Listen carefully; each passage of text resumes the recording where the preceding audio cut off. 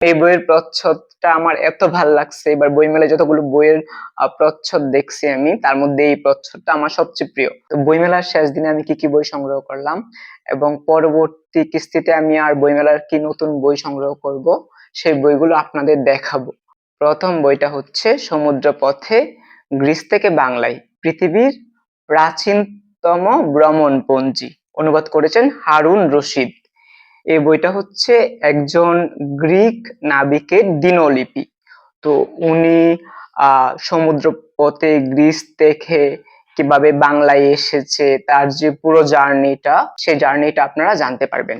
এটাকে বলা হয় পৃথিবীর প্রথম এবং প্রাচীন ভ্রমণপঞ্জি। আপনাদের সবারই প্রিয় লেখক অবায়েদ হক, অবায়েদ হকের গল্প গ্রন্থ একটি শাড়ি ও কামরাঙ্গা বোমা।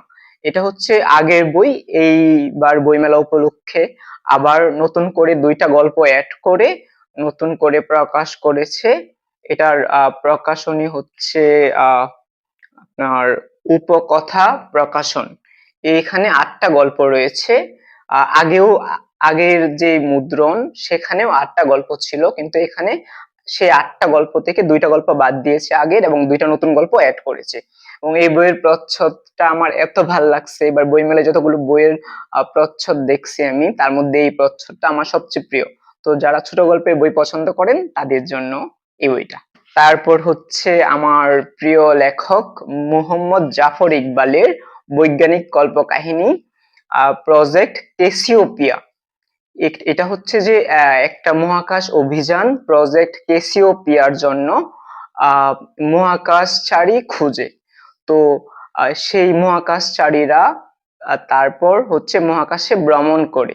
হ্যাঁ, এবং এইখানে ভবিষ্যৎ পৃথিবীর কথা বলা হয়েছে, যে সময়ে পৃথিবীর মানুষ বিভিন্ন গ্রহে নক্ষত্রে ছড়িয়ে পড়েছে এবং একটা ডাইভার্সিটি, একটা বিশাল একটা কালচার তৈরি হয়েছে এবং মানুষ সবাই একাকী, নির্জন, তারপর ডিপ্রেশনে ভুগতেছে। তো এই যে ভবিষ্যৎ পৃথিবীর একটা রূপরেখা। তো যারা জাফর ইকবালের বই আমার মতো বইয়ের জন্য অপেক্ষা করেন, তাদের জন্য এই বইটা। আমাদের সবারই প্রিয় লেখক, তরুণ লেখক তানজিম রহমানের ছায়া অবলম্বনে। তো উনার লেখার জন্য আমি হচ্ছে বিশেষ করে ওয়েট করি সব সময়। তো উনার বইটা হচ্ছে একটা ভৌতিক একটা উপন্যাস বলতে পারি এটাকে। তো যারা হচ্ছে ভৌতিক উপন্যাস কিংবা থ্রিলার পছন্দ করেন, তাদের জন্য এই বইটা। এবং উনার লেখা ভালো হয়, আপনারা নির্দ্বিধায় সংগ্রহ করতে পারেন।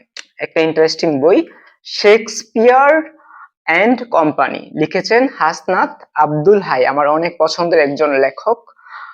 উনার একটা লাস্ট সাক্ষাৎকার পড়েছিলাম, শুনেছিলাম। সেই সাক্ষাৎকারে উনি এই বইয়ের নামটা বলেছিল যে এইবার বই মেলায় বের হয়েছে। তো বাতে করে যখন পাই, বইটা আমি সংগ্রহ করি। তো এই বইটা হচ্ছে প্যারিসের প্রথম ইংরেজি বইয়ের দোকান, দোকানের নাম ছিল শেক্সপিয়ার এন্ড কোম্পানি। সেই দোকানে ইউলিসিস প্রকাশিত হয় জেমস জয়েসের।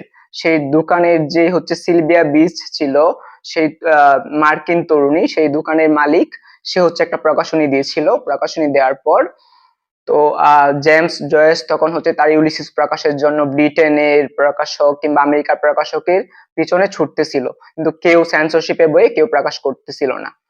তারপর যখন হচ্ছে যে শেক্সপিয়ার এন্ড কোম্পানির যে হচ্ছে দোকানের মালিক সিলভিয়া বিচকে বলে, তখন সে ইউলিসিসটা প্রকাশ করে। তো সেই ইউলিসিস প্রকাশের গল্পটা আপনারা জানতে পারবেন।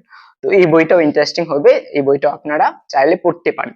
তারপর হচ্ছে আমি যেই 10টা বই সংগ্রহ করব পরবর্তী কিস্তিতে, সেটা হচ্ছে হাসনাত সোহেবের মাজার যে ভাষায় কথা বলে, সুহান রিজওয়ানের অন্য কারো খোয়ারি, তারপর রায়হান রাইনের নৈশ উৎসবে দুই পলাতক, এনামুল রেজার কোলাহলে, সাখাওয়াত হোসেনের অবগুণ্ঠন, আর হচ্ছে হামিম কামালের 2টা বই, একটা হচ্ছে গল্প গ্রন্থ মানুষ হারবে না, একটা হচ্ছে উপন্যাস মারাকানার অশ্রু, আর একটা হচ্ছে পিয়াস মজিদের নির্বাচিত কবিতা, এটা হচ্ছে রোদের গ্রান আর বাতাসের রং জাহাঙ্গীর মোহাম্মদ আরিফের, আর এটা হচ্ছে পোকা মাখড়ের গোপন জীবন, এটা হচ্ছে আহসানুল করিমের।